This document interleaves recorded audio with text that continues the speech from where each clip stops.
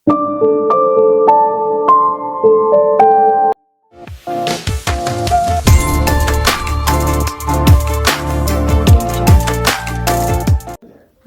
சொல்லானவா பார்ப்பாங்க. பார்த்ததும் ஃபர்ஸ்ட் கேட்குற கேள்வி, நீ தைரியமா இருக்கியா?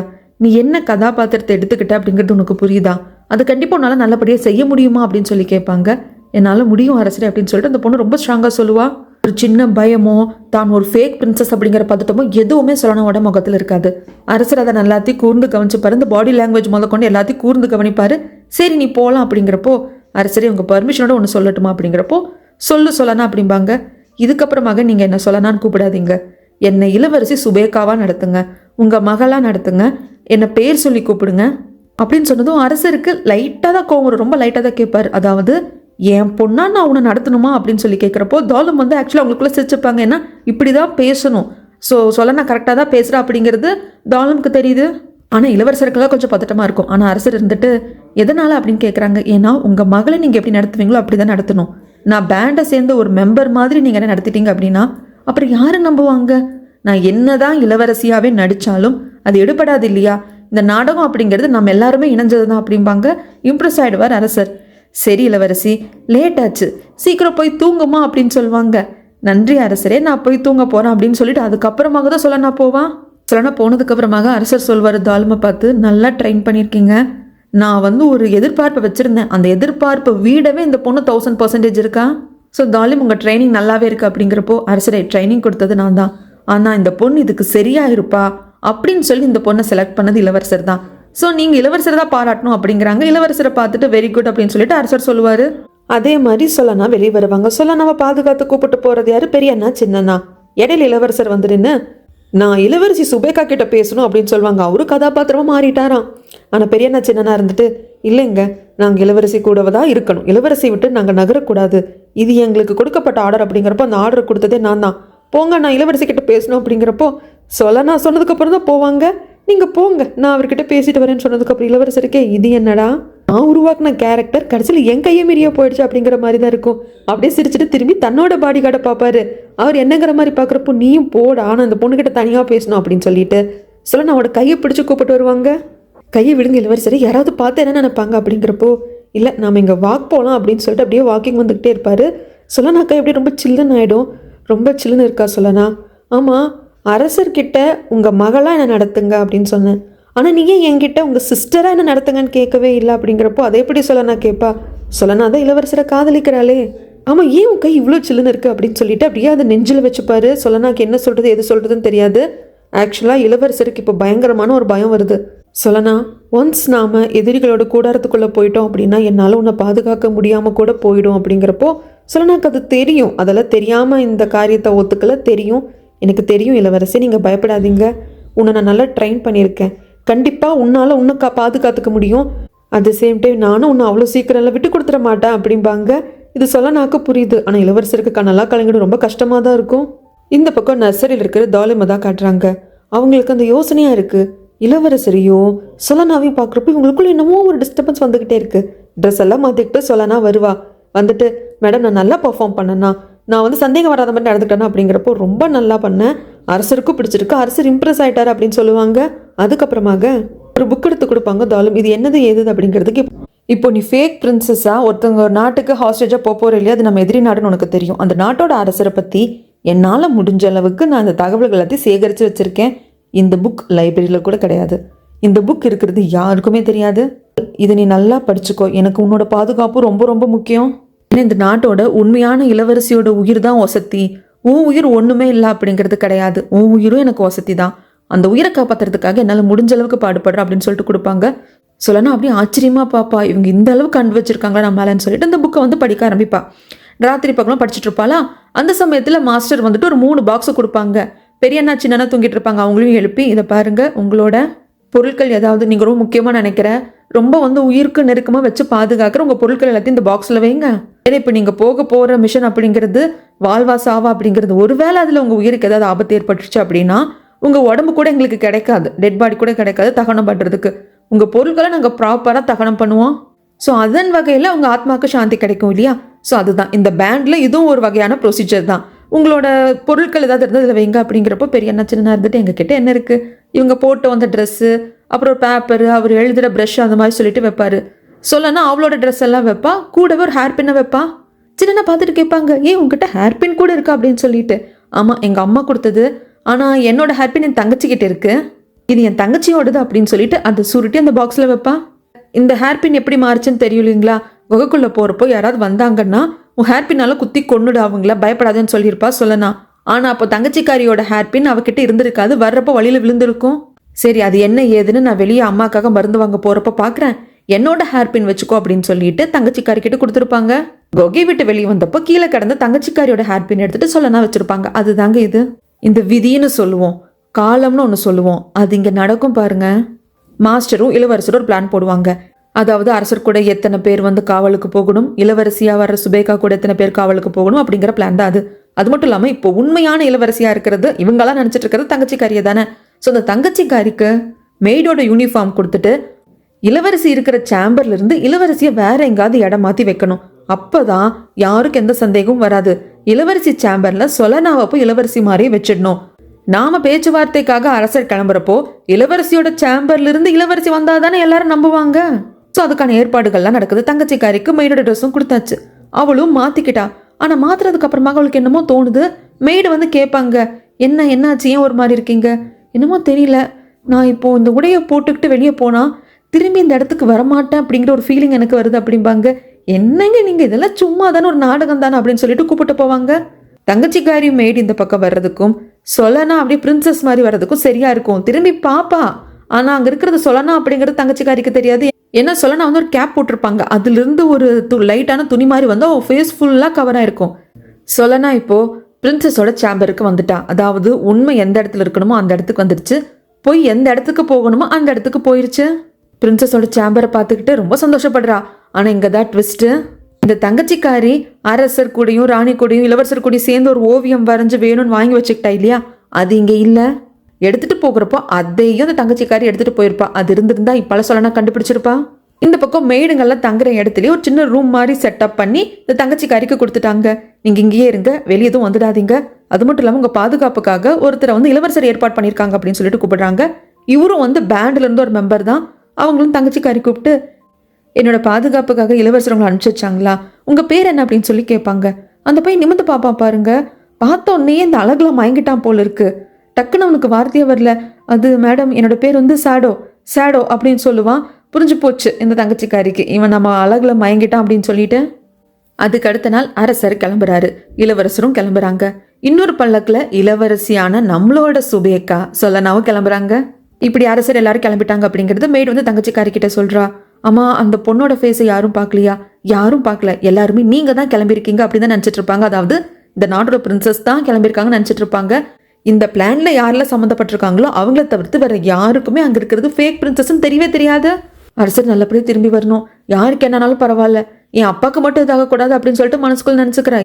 ஏன்னா அரசருக்கு ஏதாவது ஆயிடுச்சு அப்படின்னா இவளோட இடம் இவளுக்கு கிடைக்காதே, அந்த மைண்ட் இவளுக்கு. இந்த பக்கம் அரண்மனை விட்டு வெளியே வந்து ஊருக்குள்ள அப்படியே வருவாங்க. ரெண்டு பக்கம் மக்கள் இருந்துட்டு அரசருக்கு வணக்கம், இளவரசிக்கு வணக்கம் அப்படி நல்லா சொல்ற சமயத்துல அரசருக்கு இப்படி மக்கள் எல்லாமே எனக்கும் என் பொண்ணுக்கும் மரியாதை செலுத்துறாங்க.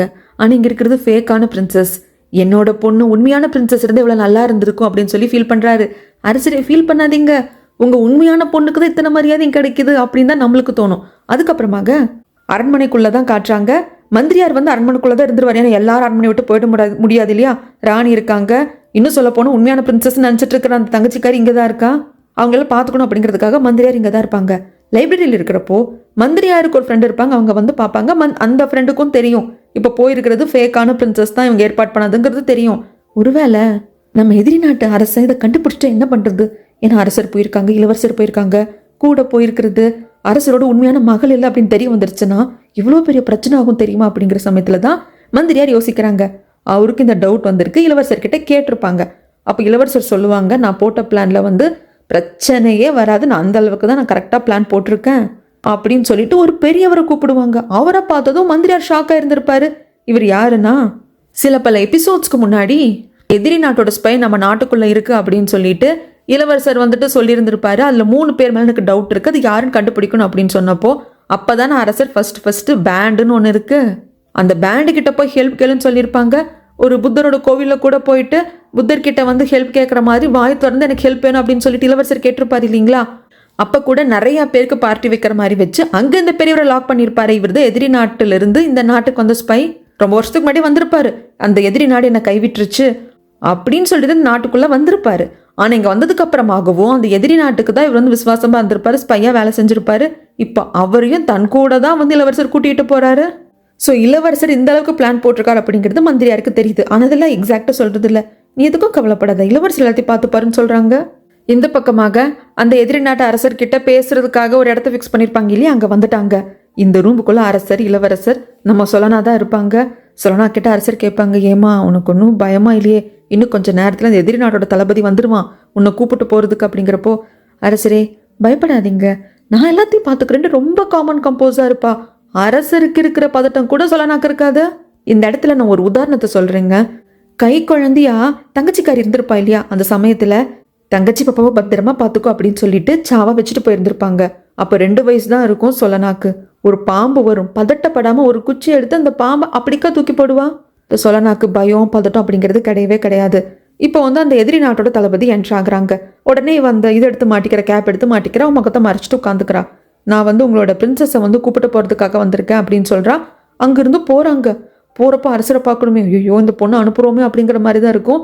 இளவரசர் முகத்துலேயும் இந்த பதட்டம் இருக்கும். நம்ம சொலனா மட்டும் போக மாட்டாங்க, பெரியண்ணா சின்னண்ணாவும் கூட போவாங்க. அங்கே நம்ம சொலனாக்காக ஒரு ரூம் ரெடி பண்ணியிருப்பாங்க. அங்கே போனதுமே அந்த எதிரி நாட்டு தளபதியாகவே இருந்தாலும் இந்த பிரின்சஸ்க்கு கொடுக்க வேண்டிய மரியாதை கொடுக்கணும் இல்லையா? ஸோ இளவரசி உங்களுக்கு வந்து நான் தலைவணுங்கிறேன், நீங்கள் இங்கே இருக்கலாம், என்னை தவிர்த்து நீங்கள் யார்கிட்டையும் பேசக்கூடாது, யார்கிட்ட பேசுறதுக்கான அனுமதி உங்களுக்கு கிடைக்காது, உங்களுக்கு கரெக்டான டைமில் சாப்பாடு எல்லாம் வந்துடும். நீங்கள் ஒரு நாளைக்கு 1 மணி நேரம் மட்டும் அரசர்கிட்டையும் இளவரசர்கிட்டையும் பேசுறதுக்கான அனுமதி கொடுக்கப்படும். ஒருவேளை எங்கள் நாட்டு அரசருக்கு ஏதாவது பிரச்சனை வந்தது அப்படின்னா உங்கள் சேஃப்டிக்கு நான் கேரண்டி கிடையாது, அது வரைக்கும் உங்கள் சேஃப்டிக்கு நான் கேரண்டி அப்படின்னு சொல்லிட்டு அந்த எதிரி நாட்டோட தளபதி வெளியே போனதுக்கு அப்புறமாக பெரியண்ணா சின்னனா வருவாங்க. என்ன சொல்லனா பயமா இல்லையா அப்படிங்கிறப்ப, அதெல்லாம் ஒன்றும் இல்லை, இப்படிதான் பிரின்சஸ் எல்லாம் இருப்பாங்களா, மெத்தையெல்லாம் புஸ்கு புஸ்குன்னு இருக்கு அப்படின்னு சொல்லிட்டு அவ பாட்டுக்கு ஒரு ஜோன்ல இருப்பா. எங்க நாட்டு இளவரசியை தனியால அனுப்ப முடியாது, இளவரசிக்குன்னு பாதுகாப்புக்காக 2 ஆட்கள் நாங்கள் அனுப்பிச்சு வைப்போம் அப்படின்னு சொல்லியிருந்திருப்பாங்க. அதுக்கெல்லாம் இந்த எதிரி நாட்டு அரசன் ஓகேன்னு தான் சொல்லியிருப்பான். அதனாலதான் பெரியண்ணா சின்னனாவை செலக்ட் பண்ணியிருப்பாங்க. இப்போ இந்த எதிரி நாட்டு தளபதி எங்க போறான் அப்படின்னா அந்த வயசான பெரியவரை பார்க்கறதுக்காக தான். ஏன்னா இந்த எதிரி நாட்டில் இருந்து தான் அவர் அந்த அரசரோட நாட்டுக்கு ஸ்பையா போனாரு, பல வருஷமா இருந்தாரு, அரசரோட நம்பிக்கையும் சம்பாரிச்சு அங்கேயே இருந்திருப்பாரு. அதனால அவர்கிட்ட கேட்டு கன்ஃபார்ம் பண்ணிக்கலாம் அப்படின்னு தான் அவரையும் கூப்பிட்டு விட்டுருப்பான். என்னடா இது, பிரின்சஸை வந்து ஹாஸ்டேஜா அனுப்புங்கன்னு சொன்னதும் அரசர் ஓகேன்னு சொல்லிட்டாரு அப்படிங்கிறப்ப இந்த நாட்டில் இருக்கிறவங்க மட்டும் டவுட் வராது, டவுட் வந்திருக்கு. அதுதான் கேட்குறாங்க, இப்போ வந்திருக்கிறது உண்மையான பிரின்சஸ் தானா அப்படின்னு கேட்கறதுக்கு இவனும் ஆமா வந்திருக்கிறது உண்மையான பிரின்சஸ் தான். என்ன இளவரசியை எல்லாருமே பார்க்க மாட்டாங்க, இளவரசி எப்பவும் அவங்க சேம்பருக்குள்ளே இருப்பாங்க, அரண்மனைக்குள்ளே இருப்பாங்க. ஆனால் சில அரசு அதிகாரிகள் வந்து இளவரசியோட முகத்தை பார்த்துருப்பாங்க. எங்கிட்ட இருந்து மறைக்க முடியல, நான் இளவரசியை பார்த்துருக்கேன், இங்கே வந்து இருக்கிறது உண்மையான இளவரசி அப்படிம்பாரு. ஆனால் இவர் எதிரி நாட்டோட ஸ்பை, நம்ம நாட்டுக்கு இவர் துரோகம் தான் பண்ணிட்டு இருக்காரு அப்படிங்கிறது இளவரசர் கண்டுபிடிச்சிட்டாரு இல்லைங்களா? அது எல்லாமே இந்த எதிரி நாட்டோட தளபதிக்கு தெரியாது. இந்த எதிரி நாட்டோட ஸ்பையவே தனக்கு சாதகமாக இப்போ இளவரசர் பயன்படுத்திக்கிட்டாரு. அதுக்கேற்ற மாதிரி இவர் வந்திருக்கிறதா உண்மையான பிரின்சஸ்னு சொல்லிட்டாரு. சே, இப்படி ஃபர்ஸ்டே தெரிஞ்சிருந்தா நான் அந்த நாட்டோட இளவரசியை வந்து பார்த்து வரைகிறதுக்கு ஆட்களை அனுப்பிச்சிருக்க மாட்டேனே அப்படிங்கிறாங்க. என்னது அப்படின்னு சொல்லி கேட்குறப்ப, ஆமாம் இளவரசி ஹாஸ்டேஜாக அனுப்புங்கிறது ஓகேன்ட்டாங்க, எங்களுக்கு டவுட் வந்தது, அதனால தான் அந்த இளவரசி எப்படி இருப்பா அப்படின்னு சொல்லிட்டு வரைகிறதுக்காக சில ஆட்களை நாங்கள் அந்த நாட்டுக்கு ஸ்பையாக அனுப்பிச்சிருந்தோம் அப்படிங்கிறாங்க. அந்த ஓவியமும் கிடச்சிருச்சு. ஆனால் அந்த ஓவியத்தில் இருக்கிறது சொலனாவோட ஃபேஸ் தாங்க. ஸோ இன்னும் 100% கன்ஃபார்ம் ஆகுது. நான் தான் சொன்னேன் இல்லையா, வந்திருக்கிறது உண்மையான இளவரசி தான் அப்படிங்கிறப்போ, சாரிங்க, ஏன்னா நீங்கள் நம்ம நாட்டை விட்டு அந்த நாட்டுக்கு போய் பல வருஷமாக அங்கே ஸ்பையாக இருந்துட்டீங்க. சிலர்லாம் அப்படி இன்னொரு நாட்டுக்கு ஸ்பையாக போய் பல வருஷங்களும் அங்கே வாழ்ந்து குழந்தை குட்டி பெற்று பேரம்பேத்தியெல்லாம் எடுக்கிறப்போ அந்த நாட்டுக்கு தான் விசுவாசமாக இருப்பாங்க, நம்ம நாட்டுக்கு விசுவாசமாக இருக்க மாட்டாங்க. அதனால தான் அப்படிங்கிறப்போ, அப்போ என்ன சந்தேகப்பட்டியா அப்படின்னு சொல்லி இந்த பெரியவர் கேட்கறதுக்கு, அதுதான் இப்போ தெரிஞ்சு போச்சு நீங்கள் விசுவாசமானவர் அப்படிங்கிற சமயத்தில் வெளியே யாரோ நிற்கிற மாதிரி இருக்கு. ஏய் தளபதி, அது யாருப்பா அப்படின்னு சொல்லி கேட்குறப்போ, கண்டுக்காதீங்க, அந்த பர்சனுக்கு காது கேட்காது, வாய் பேசவும் முடியாது. பல வருடங்களுக்கு முன்னாடி உங்களை மாதிரியே நம்ம நாட்டில் இருந்து இப்போ அந்த அரசர் வந்திருக்காரு இல்லையா, அவர் நாட்டுக்கு ஸ்பையாக போன பர்சன் தான் இப்போ திரும்பி வந்திருக்காரு, அதுதான் நம்ம நாட்டுக்குள்ளே எடுத்துக்கிட்டோம். சரி பெரியவரே, ரொம்ப நன்றி, ஏதாவதுனா கூப்பிட்டு விடுறோம் அப்படின்னு சொல்லுவாங்க. வெளியே வந்ததும் இந்த பெரியவர் இவர் ஒரு ஓவியத்தை வச்சிருப்பாரு. அதில் இருக்கிறது தான் அந்த தங்கச்சிக்காரியோட ஓவியம். அந்த பேப்பரை கடிச்சு மென்னு முழுங்கிடுறாரு. அதாவது இந்த எதிரி நாட்டு அரசனுக்கு டவுட் வந்து இந்த தளபதியார்கிட்ட சொல்லி அந்த நாட்டுக்கு ஒரு ஆளை அனுப்பிச்சு இளவரசியோட அந்த ஓவியத்தை வரைஞ்சிட்டு வாங்கன்னு சொன்னதெல்லாம் உண்மைதான், வரைஞ்சிட்டும் வந்திருப்பாங்க. ஆனால் இடையில வர்றது ஃபேக் பிரின்சஸ் ஆச்சே, மாட்டிக்க கூடாது அப்படிங்கிறதுக்காக சொலனாவோட ஓவியத்தை மாற்றிருப்பாங்க. இதுக்காக தான் அன்னைக்கு இளவரசர் கூப்பிட்டுருப்பாரு. இளவரசர் இந்த பெரியவரை கூப்பிட்டு, இதை பாருங்க, அந்த எதிரி நாட்டுக்கிட்ட இருந்து வந்துட்டு எங்கள் நாட்டில் பல வருஷம் வாழ்ந்துட்டீங்க, இங்கே தான் உங்களோட பேரன் பேத்தியெல்லாம் எடுத்து இங்கே தான் இருக்கீங்க, உங்கள் குடும்பத்தோட நீங்கள் நிம்மதியாக வாழ்கிறதுக்கு நான் உங்களுக்கு ஒரு வாய்ப்பு கொடுக்குறேன், அதுக்கு நீங்கள் இதெல்லாம் பண்ணணும் அப்படின்னு சொல்லியிருப்பாங்க.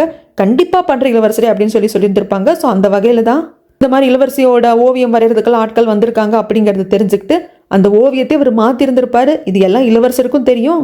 இப்போ எல்லாமே ஓகே ஆயிடுச்சு, வந்திருக்கிறது தான் உண்மையான இளவரசி அப்படின்னு சொல்லிட்டு இப்போ இந்த எதிரி நாடு நம்பிருச்சு. இங்கெல்லாம் ஸ்மூத்தாக போயிட்டுருக்கு. இந்த பக்கமாக அரசரோட நாட்டை தான் காட்டுறாங்க.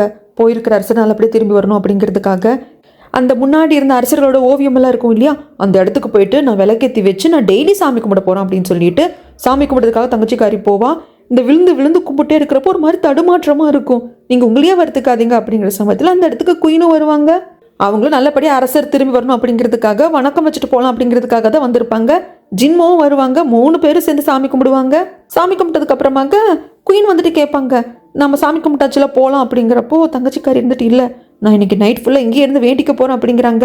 நீ எதுக்கும் கவலைப்படாத, நம்ம வேண்டிக்கிட்டோம் இல்லையா, நம்ம முன்னோர்களுக்கு புரியும், அவங்க பார்த்துப்பாங்க, நம்ம போய் ட்ரிங்க்ஸ் பண்ணலாமா அப்படிங்கிறப்ப பின்னாடி மெய்டு, அதாவது குயினோட மெய்டு இருந்துட்டு, ஐயோ இந்த குயினை வச்சுட்டு நான் படுற பாடு அப்படிங்கிற மாதிரி தான் இருக்கும். அதுக்கு தங்கச்சிக்காரி எதுவும் சொல்ல மாட்டா. ஆனால் ஜின்மோ இருந்துட்டு, குயின் நல்ல ஐடியா, நம்ம ட்ரிங்க்ஸ் பண்ணலாம் அப்படின்னு சொல்லிட்டு குயினோட சாம்பருக்கு தான் வந்து ட்ரிங்க்ஸ் பண்ணிட்டு இருப்பாங்க.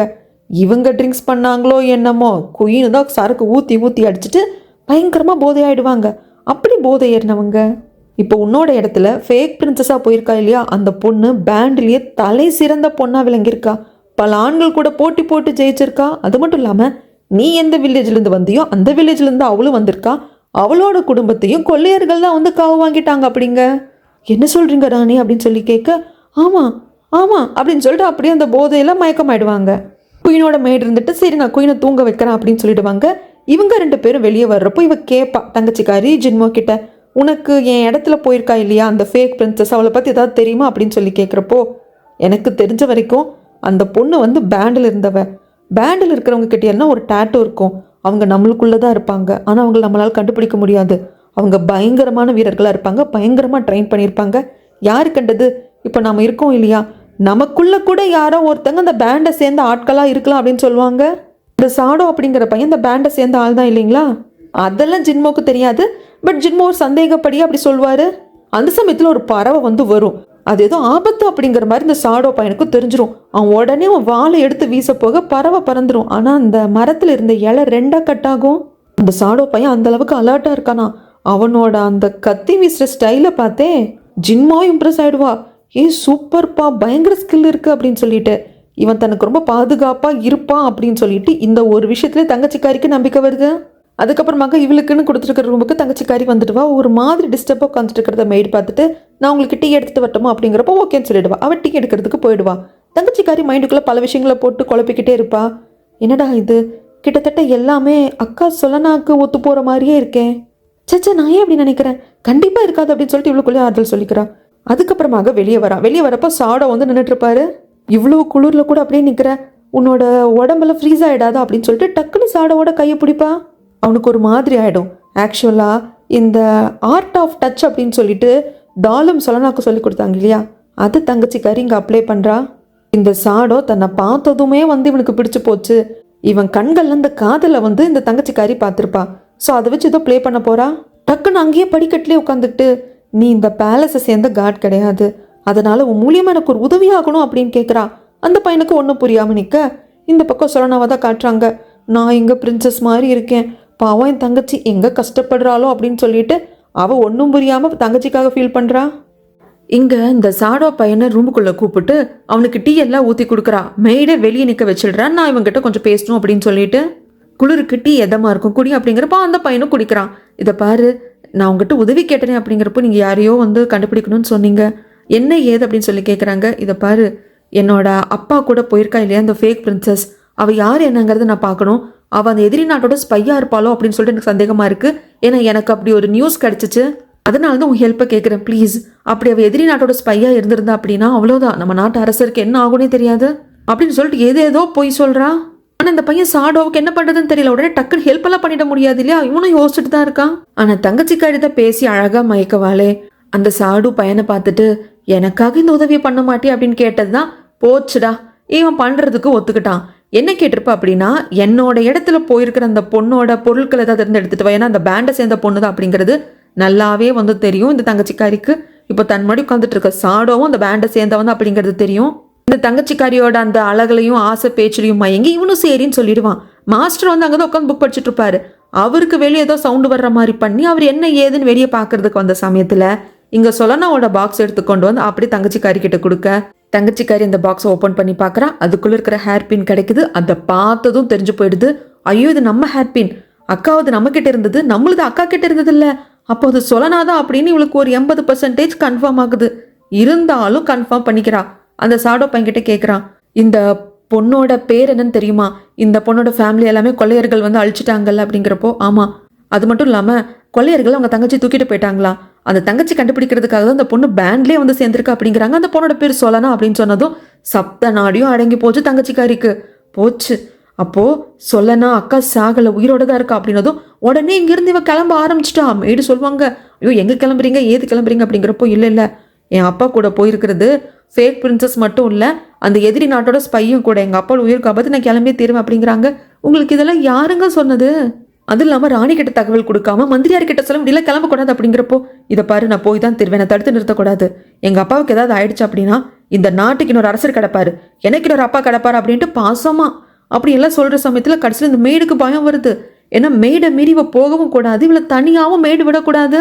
அப்படி மட்டும் தான் நடந்ததுன்னா மேடோட உயிருக்கே ஆபத்து. மேடு மண்டி போட்டு கேட்பா, ப்ளீஸ் நீங்கள் எங்கே போனாலும் என்னை தயவுசெய்து கூட்டிகிட்டு போயிடுங்க, நானும் உங்கள் கூடயே வரேன், என்னால் முடிஞ்ச ஹெல்ப்பை பண்ணுறேன் அப்படின்னு சொல்லிட்டு மண்டி போட்டு கேட்குறப்போ சரின்னு சொல்லிடுறா தங்கச்சிக்காரி. இந்த பக்கமாக அந்த எதிரி நாட்டு அரசரும் வந்துட்டாங்க, நம்ம நாட்டு அரசரும் இருக்காங்க. 2 பேர் பேச்சுவார்த்தை நடத்திட்டு இருப்பாங்க. இடையில மேப் இருக்கும். இந்த எதிரி நாட்டு அரசன், எப்படி இருக்கீங்க, நல்லா இருக்கீங்களா அப்படின்னு கேட்குறப்போ, நம்ம அரசர் நல்லா இருக்காங்க அப்படின்னு சொல்லுவாங்க. நீங்கள் எப்படி இருக்கீங்க அப்படின்னு கேட்குறதுக்கா, நல்லா இருக்கேன், இப்போ தான் அந்த ஹேண்ட் ரிவரில் முகம் கழுவிட்டு வந்தேன், ரொம்ப ஃப்ரெஷ்ஷாக ஃபீல் பண்ணுறோம் அப்படின்னு சொல்லிட்டு, உங்கள் நாட்டு வழியாக போன ஹேண்ட் ரிவரை நாங்கள் கைப்பற்றிட்டோம் அப்படின்னு சொல்லிட்டு அவன் ஒரு மாதிரி நக்கலாக பேசுவான். அதுக்கு அரசர் இருந்துட்டு, ஆமாம் ஒரு காலத்தில் அந்த ஹேண்ட் ரிவரில் தான் நான் என்னோட கால்களை கழுவுவேன், அது வந்து எனக்கு ஞாபகம் இருக்குது அப்படின்னு சொல்லிட்டு இவர் ஒரு பக்கம் இன்சல்ட் பண்ணிட்டு, கடைசியில் இதை பாருங்க, நம்ம வந்து உடன்படிக்கைக்கு வருவோம், இந்த இடத்த எங்களுக்கு கொடுத்துருங்க, நீங்கள் ஆக்கிரமிச்சிருக்கிறது, அதே மாதிரி எங்கள் துறைமுகத்தை வந்து நீங்கள் தாக்கக்கூடாது அப்படின்னு நல்லா சொல்லி பேசிகிட்டு இருக்கிறப்போ, அந்த எதிரி நாட்டு அரசன் அதுக்கெல்லாம் பிடி கொடுத்து பேசுகிற மாதிரி இல்லை, ரொம்ப திமிரா பேசுவான். இன்னைக்கு இந்த அளவுக்கு பேச்சுவார்த்தை போதும் அப்படின்னு சொல்லிட்டு கிளம்பி வரப்போ அரசருக்கு பயங்கர கோவம் வந்துடும். என்ன ஓவரா பேசிகிட்டு இருக்கான், பண்ணி மூஞ்சி வாயும் அப்படின்னு சொல்லிடுவாங்க. அரசர் கோவமாக தான் சொல்லுவார், ஆனால் இளவரசருக்கு கேர்டேக்கருக்கெல்லாம் சிரிப்பு தான் வரும். அதுக்கப்புறம் இவங்களுக்குன்னு கொடுக்கப்பட்டிருக்க ரூமுக்கு வர்றப்போ அங்கே சொலனா வெயிட் பண்ணிட்டு இருக்காங்க. அம்மா நீ எங்கம்மா இங்கே அப்படிங்கிறப்போ, அரசரே மறந்துட்டீங்களா, டெய்லி 1 மணி நேரம் நான் உங்ககிட்ட பேசுறதுக்கு அனுமதி இருக்கு அப்படிங்கிறப்போ, ஆஹா மறந்துட்டமா அப்படின்னு சொல்லிட்டு, சாப்பிட்டியா, அப்புறம் புது இடம் அன்கம்ஃபர்டபுளாக இருக்குது அப்படின்னு கேட்குறதுக்கு சொலனா இருந்துட்டு, இல்லை இல்லை கம்ஃபர்டபுளாக தான் இருக்குது அப்படின்றவா. அதுக்கப்புறம் என்ன பேசுறது எது பேசுறதுன்னு தெரியல. சரி அரசரே 1 மணி நேரம் போயிருக்குன்னு நினைக்கிறேன், நான் கிளம்பட்டுமா அப்படிங்கிறப்போ, அரசர் அப்படி லைட்டாக நெஞ்சில் கை வைப்பாரு. என்னாச்சு ஏதாச்சும் அப்படிங்கிறப்போ, ஸ்ட்ரெஸ் அதிகமாக இருந்து அப்படி தாம கொஞ்சம் நெஞ்சு வலிக்கும் அப்படிம்பாங்க. அதுக்கு ரைஸில் ஒரு கஞ்சி மாதிரி செய்வாங்க, அது குடிச்சா ரொம்ப தெம்பாக இருக்கும், நெஞ்சு வலிக்கும் நல்லா கேட்கும். ஒன்ஸ் நம்ம நாட்டுக்கு போனதுக்கு அப்புறமாங்க நான் உங்களுக்கு பண்ணி கொடுக்குறேன் அப்படின்னு சொல்லி பேசிட்டு இருக்கிறப்போ, வெளியே தான் அந்த எதிரி நாட்டோட தளபதி வெயிட் பண்ணிட்டு இருப்பான். ஏன்னா சொலனாவை கூப்பிட்டு போகணும் அப்படிங்கிறதுக்காக. வெளியே இருக்கிற கேர்டேக்கர், அப்பா மக பாசங்க அப்படிம்பாரு. இப்படி அரிசி கஞ்சி பற்றியெல்லாம் பேசுனதும் அரசருக்கு வந்து ரொம்ப இம்ப்ரெஸ் ஆகிடும். உனக்கு வைக்க தெரியுமாம்மா, எப்படி பண்ணுவாங்க அப்படின்லாம் ரொம்ப சகஜமாக பேசுவாங்க. அதுக்கப்புறம் டைம் ஆகிடும், வெளியே இருந்துட்டு அந்த தளபதியார் வந்து கூப்பிடுவான். சரி அப்பா நான் போயிட்டு வரேன் அப்படிங்கிறப்போ, பார்த்து போயிட்டு வாமான்னு சொல்லுவாங்களா. சொல்லனாவும் அங்கேருந்து போயிடுவா. ஆனால் அதுக்கப்புறம் அரசருக்கு எதோ ஞாபகம் வரும். இந்த மாதிரி தான் அரிசி கஞ்சி வச்சு கொடுக்கறத பற்றி சாவாவும் பேசியிருப்பாங்க, அதெல்லாம் ஞாபகத்துக்கு வருது. இந்த எதிரி நாட்டோட தளபதியார் வந்து இவங்களுக்குன்னு இருக்கிற சேம்பரில் கொண்டு வந்துட்டு சொல்லனா விட்டு போவாங்க. எல்லாம் ஓகேவா தானே போயிட்டு இருக்குன்னு சொல்லிட்டு பெரியண்ணா சின்னண்ணா கேட்கறதுக்கு எல்லாம் ஓகேவா தான் போயிட்டு இருக்கு. ஆனால் அரசரை அப்பான்னு கூப்பிடுறது எனக்கு ரொம்ப பிடிச்சிருக்கு, அவர் இப்படி அப்பா அப்பான்னு கூப்பிட்டே இருந்தா இவ்வளோ நல்லா இருக்கும் அப்படின்னு சொல்லிட்டு தனக்குள்ளேயே ரொம்ப சந்தோஷப்பட்டுப்பா. இந்த பக்கம் தங்கச்சிக்காரியை பார்க்கறதுக்காக இந்த ஜின்மோ வருவான். அந்த இடத்துல வேற ஒரு மெய்டு இருப்பாங்க. எங்க இளவரசி அப்படின்னு சொல்லி கேட்குறப்போ, கார்டனுக்கு போயிருக்காங்க அப்படின்பா. இவன் உடனே கார்டனுக்கு போய் செக் பண்ணிட்டு வருவான். கார்டன்ல இல்லை, ஏதாவது மறைக்கிறியா அப்படின்னு கேட்குறப்போ அந்த இடத்துக்கு மந்திரியார் வருவார். என்ன அடிக்கடி இளவரசியை பார்க்க வர்றீங்க போல இருக்கு, ஏன் நான் வர்றது போதும் நீங்கள் நோட் பண்ணிட்டு இருக்கீங்களான்னு ஜின்மோ கேட்பான். சரி சரி உங்ககிட்ட என்ன சண்டை, ஆமாம் இளவரசி எங்க அப்படிங்கிறப்போ, முன்னோர்களோட ஓவியம் வச்சிருக்கிற இடத்துக்கு போய் மரியாதை செலுத்த போயிருக்காங்க அப்படின்னு சொல்லிட்டு இப்போ இந்த மேடு வேற மாதிரி மாற்றி சொல்லுவா.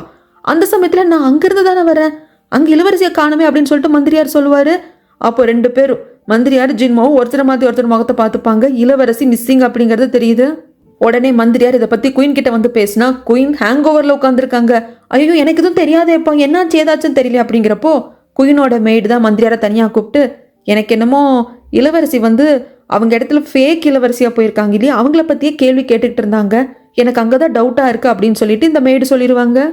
உடனே மந்திரியார் மாஸ்டரை கூப்பிட்டு இந்த மாதிரி இளவரசி மிஸ்ஸிங் அப்படின்னு சொல்லிட்டு சமயத்தில் வாய்ப்பே கிடையாது, பேண்ட்லேருந்து ஒரு மென்னை வந்து நான் அவங்களுக்காக அசைன் பண்ணியிருந்தேன், இளவரசர் சொல்லிட்டு போயிருந்தாரு, அந்த பையன் பேர் சாடோ, அவனும் அப்படின்னு சொல்லி யோசிக்கிறப்ப இப்போ யோசிக்கிறதுக்கு நேரம் இல்லை, இன்னொரு மென்னை வந்து பேண்ட்லேருந்து ஏற்பாடு பண்ணுங்க, நான் உடனே இளவரசி தேடி போகணும் அப்படிங்கிறாங்க.